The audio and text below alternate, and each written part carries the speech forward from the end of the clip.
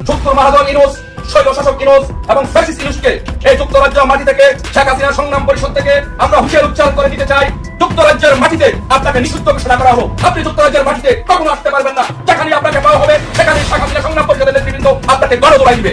Doctor Mohammad Yunus sir, interior government, আপনাকে বলছি, আপনি পালাতে পারবেন না, পালাতেও পারবেন না, এই মুহূর্তে ছাড়তেও পারবেন না। ইউনূসের বিদায় ঘণ্টা বেজে গেছে, ইউনূসের যাওয়ার সময় হয়ে গেছে। এমন একটা অবস্থা হয়েছে যে ছেড়ে দেমা কেন্দ্রে বাঁচি, আপনাকে এর শাস্তি আপনাকে পেতেই হবে। কোনো ক্ষমা নেই মুরব্বী, no way, there is no way. তবে আবারও মাঠে নামছে আওয়ামী লীগ। এদিকে আবার ডক্টর ইউনূসের বিদায় ঘণ্টা বাজিয়ে দিল সাবেক প্রধানমন্ত্রী শেখ হাসিনা। ডোনাল্ড ট্রাম্প ক্ষমতায় এসেই ঘুরিয়ে দিল বাংলাদেশের ক্ষমতার চাকা, আবারও পাল্টে নিল শেখ হাসিনা। এবার ডাইরেক্ট দেশে আসার ঘোষণা দিল সাবেক প্রধানমন্ত্রী শেখ হাসিনা। আপাত দৃষ্টিতে মনে হচ্ছে যে ডক্টর ইউনূস পালানোরও জায়গা পাবে না। আওয়ামী লীগের নেতা কর্মীরা এরকম কথাই বলতেছে। হ্যাঁ, ঠিকই শুনতে পাচ্ছেন। আজকের এই ভিডিওটা কতটা যে গুরুত্বপূর্ণ তা পুরো ভিডিওটি না দেখলে বুঝতে পারবেন না। আওয়ামী লীগের নেতা কর্মীরা বলতেছে যে এই ডক্টর ইউনূস সাহেব তিনি পালাতেও পারবে না, তিনি ক্ষমতা থাকতেও পারবেন না। বুঝতে পারতেছেন, মানে তাকে সরিয়ে ফেলার চিন্তা ভাবনা করতেছে। চলেন আপনাদেরকে পুরো ভিডিওটি, আওয়ামী লীগের পুরো মাস্টার মাইন্ড, তাদের যে চিন্তাধারা সামনে কি করবে সেটা তারা একটা ভিডিওর মাধ্যমে প্রকাশ করে দিয়েছে। পুরো ভিডিওটি দেখেন, তাহলে আপনারা বুঝতে পারবেন। বাংলাদেশের কোনো সংস্কারই সম্ভব না। সেখানে এই ডক্টর মোহাম্মদ ইউনূস, আপনাদের নোবেল পাওয়ার ডক্টর মোহাম্মদ ইউনূস নিজের মুখে অস্বীকার করেছে সে বিডিআর হত্যার বিচার সে শুরু করবে না। স্বাস্থ্য উপদেষ্টা কেন বসেছে, কাদের কারণে এই ফাউল লোকটা সেখানে বসার সুযোগ পেয়েছে, তার বাপদাদার 14 গোষ্ঠীতে তার কল্পনায় ছিল না যে এরা প্রধানমন্ত্রী বা মন্ত্রীর চেয়ারে বসবে। তারা তো চেয়ারে বসেছে এই ছাত্রছাত্রীগুলোর কারণে, তারা তাদেরকে বসিয়েছে। এদেরকে কলারটা ধরে তাদের চেয়ার থেকে নামিয়ে রাস্তায় টেনে নিয়ে আসা উচিত। সংস্কারের নামে সময় নষ্ট কেন করছেন? সংস্কারের নামে সময় নষ্ট করছে। ওই যে দেখেন মাঝে মাঝে, আপনি যেটা বলছেন, আমি ভিতরের খবর বলি, ডক্টর মোহাম্মদ ইউনূস সেনা প্রধান বলছে নির্বাচন দিয়ে দেওয়ার জন্য 18 মাস বা এরকম একটা সময় বলেছে। ডক্টর মোহাম্মদ ইউনূস ভিতরে বলছে কিসের নির্বাচন, আর সেনাবাহিনী কি বললো না বললো আমার তা মাথা ব্যথা না, আমি আমার মতো যখন প্রয়োজন হবে, যখন সংস্কার হবে তখন নির্বাচন দিব। Mind it. মানুষ কিন্তু অনেকেই ভিতরের কথা জানলে কিন্তু এসে সাথে সাথে লাইভে এসে ঝাঁপিয়ে পড়ে বলার জন্য কিছু কি বলে ভিউয়ার বাড়বে, কিছু পয়সা বাড়বে। আমার কিন্তু অনেক কিছু জেনেও কিন্তু আমি বলি না, বাট আজকে দুইটা কথা আপনার অনুষ্ঠানের মাধ্যমে আমি ফাঁস করবো এই মোহাম্মদ ইউনূসের কথা। এই ডক্টর মোহাম্মদ ইউনূস এবং আসিফ নজরুল মিলে এই নাটের গুরু কিন্তু এই দুইটা। কোনো সংস্কার হতে দিচ্ছে না, হবেও না। তাদের স্বপ্ন হচ্ছে আগামী 5 বছরে কোনো নির্বাচন হবে না।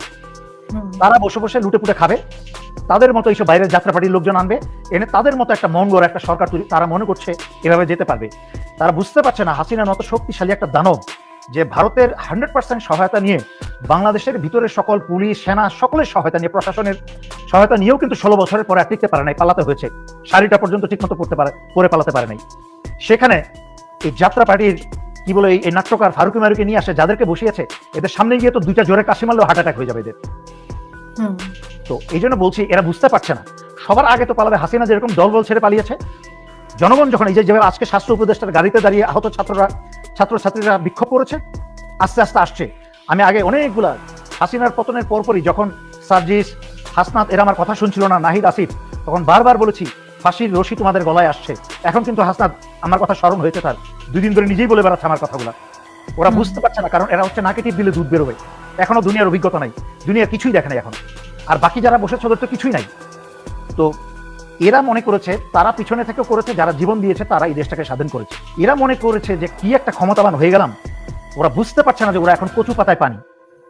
এবং যে কোনো মুহূর্তে এইভাবে আস্তে আস্তে মানুষের সেন্টিমেন্ট, হাসিনা 16 বছরে লেগেছে এই ঘুমন্ত জাতিকে জাগতে, কিন্তু এই ঘুমন্ত জাতি জাগতে শিখে গেছে।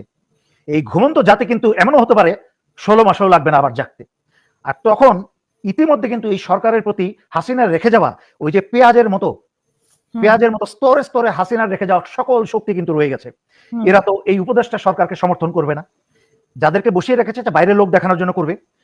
যদি জনগণ ছাত্ররা মাথা চাড়া দিয়ে উঠে, তখন কিন্তু যখন এই ডক্টর মোহাম্মদ ইউনূসের সরকার উপরে চড়াও করে বসবে, কোনো সংস্কারের লক্ষণ যদি না দেখা যায় দ্রুত, আমি বলছি উইদিন আ মান্থ, 1 মাসের মাঝখানে যদি এই ডক্টর ইউনূস যদি কোনো প্রকার সংস্কারের স্পষ্টত কোনো কিছু দেখাতে না পারে, জনগণ ক্ষিপ্ত থেকে আরো ক্ষিপ্ত হবে। কারণ আমি বলেছি আমি কোনো রাজনৈতিক দল করি না, আমি দেশ এবং জনগণের পক্ষে কথা বলি।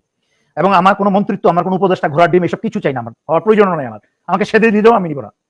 তো কথা হচ্ছে এই ডক্টর মোহাম্মদ ইউনূসের উপদেষ্টার উপর যখন মাইট শুরু হবে, সবার আগে কিন্তু ডক্টর মোহাম্মদ ইউনূস পালাবে। কারণ উনি নিজের উপরে যখন মামলা হয়েছে 150 থেকে 60টা, তখন কিন্তু সারা পৃথিবী মিলে যুক্তরাষ্ট্র এবং ওনার পশ্চিমা বন্ধু বান্ধবী মিলেও কিন্তু ওনাকে কোনো কিছু সাহায্য করতে পারে নাই। যেখানে এক যুক্তরাষ্ট্র চাইলেই কিন্তু হাসিনাকে দূরে থেকে ফেলে দিতে পারতো। কেন? সিআইএ দূরে থেকে একটা স্নাইপিং রাইফেল দিয়ে পৃথিবীর কত মানুষ ফেলে নাই? ফেলেছে তো। আমেরিকার অনুমতি নিয়েই ইসরায়েলের কি বলে এটাকে ইরানের কমান্ডারকে ফেলেছে না, হামাসের কমান্ডারকে ফেলেছে না, এখনো ফেলছে। হাসিনাকে ফেলার জন্য যুক্তরাষ্ট্রের কোনো পরিকল্পনারও প্রয়োজন ছিল না। কিন্তু যুক্তরাষ্ট্র কখনোই আন্তরিকভাবে চাই নাই যে বাংলাদেশ ভারতের বেষ্টনী থেকে, ভারতের কি বলে প্রভাব থেকে বের হয়ে যাক। তো সুতরাং হাসিনাকে ফেলতে চাইলে বহু বছর আগে ফেলতে পারতো। ডক্টর মোহাম্মদ ইউনূসকে শুধু জেলে ভরানো হাসিনা, কারণ হাসিনার প্ল্যান ছিল ডক্টর ইউনূসকে বাড়ির উপর রাখবে, হুমকির উপর রাখবে। সে কিন্তু বাড়ির উপরে ইতিমধ্যে কাবু হয়ে গিয়েছে। সুতরাং আমরা চিনি হাসিনার মতো চোর এবং খুনিদের চরিত্র কেমন, কত বড় সাহসী এরা, তা আমরা জানি। 4-5 বছর ধরে বলে আসছি। আমার কেন ভুলে গেছেন আপনার সাথে আরো 4 বছর, সাড়ে চার বছরের ভিডিওতে বলি নাই যে হাসিনা ভারত পালাবে, হাসিনা দেশ ছেড়ে পালাবে, ভারতে মূর্তি ভাঙা হবে, সবই তো হয়েছে দেশে।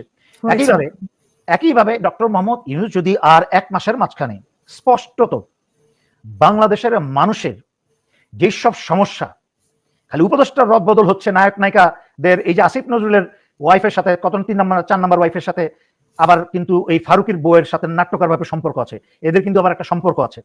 তো সেই সব সম্পর্কের মাধ্যমেই কিন্তু এই আসিফ নজরুলরাই কিন্তু এইসব নট্টাঙ্কি যাত্রাপাটির লোকজন দিয়ে কিন্তু উপদেষ্টায় বসেছে। আসিফ নজরুল হচ্ছে নাটের গুরু। আসিফ নজরুল নাটের গুরু, কিন্তু আপনার এখানে যদি ব্যর্থ হয় বা স্তরে স্তরে যে আওয়ামী লীগের লোকজন রেখে দিয়েছে, তো সেখানে এবং আওয়ামী লীগের লোকজনকে উপদেষ্টায় অন্তর্ভুক্ত করা আগেও হয়েছে, এখনো করানো হচ্ছে। এটা কি আওয়ামী লীগকে এক ধরনের ঠান্ডা রাখার জন্য বা আওয়ামী লীগকে এক ধরনের খুশি রাখার জন্য, বা ভারতের কোনো ইন্ধন আছে কিনা এটার পেছনে, আপনার কাছে জানতে চাই। আচ্ছা, উত্তরটা একটু অন্যভাবে দিই, আসল ভাবে।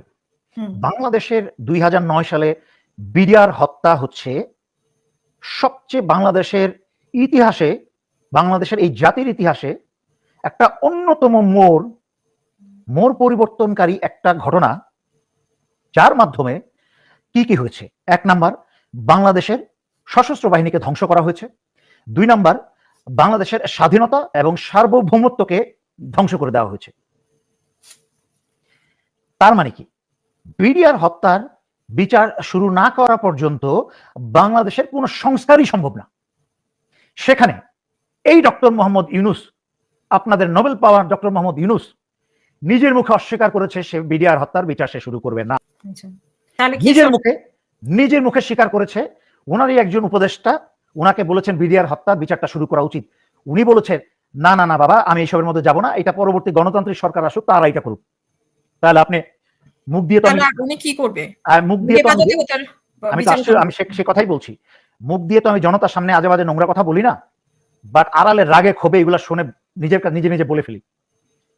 যে এই ধরনের একটা কথা বলতে পারে, তার এই মুহূর্তে প্রধান উপদেষ্টার পদ থেকে নিজের সম্মান নিয়ে ছেড়ে চলে যাওয়া উচিত। বিডিআর হত্যা হচ্ছে বাংলাদেশের ইতিহাসের সবচেয়ে কলঙ্কিত একটা ঘটনা, এবং যার মাধ্যমে বাংলাদেশ এবং বাংলাদেশের মানুষ স্বাধীনতা সার্বভৌমতা হারিয়েছে, এবং বাংলাদেশের মানুষ 16 বছর আগে দেশপ্রেমিক সশস্ত্র বাহিনীকে হারিয়ে তারা এই দেশপ্রেমিক সশস্ত্র বাহিনী কিন্তু স্বৈরাচারকে সাহায্য করেছে এবং ভারতের কথা উঠেছে বসেছে। কত বড় ধ্বংস হয়েছে আপনারা কতটুকু বুঝতে পারেন জানি না।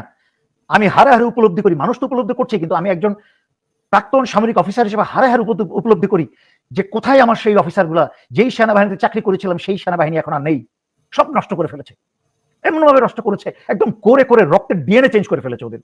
বাংলাদেশ মিলিটারি একাডেমি থেকে এদেরকে মানুষ করতে হলে আবার সেই বিএমএ থেকে মানুষ করতে হবে। উপরের লেঙ্কে যারা ব্রিগেডিয়ার জেনারেল, মেজর জেনারেল হয়ে গেছে, এদেরকে আর মানুষ করা যাবে না, কারণ এদের রক্ত পচে গেছে। সুতরাং এটার জন্য একটা জাতীয় পরিবর্তনের প্রয়োজন, আর জাতীয় পরিবর্তনের এই প্রয়োজনটা বাংলাদেশের জনগণের, এই যে আহত ছাত্রছাত্রীরা চিকিৎসা পাচ্ছে না বা দিচ্ছে না দেওয়া হচ্ছে না বদমাশগুলা, যে স্বাস্থ্য উপদেষ্টা বলছে কলারটা ধরে রাস্তা না নিয়ে আসা উচিত। ইভেন ওদেরকে সেই পরিমাণ টাকাও দেওয়া হচ্ছে না যে ওরা যে চলবে 3 মাস কিন্তু কম সময় না।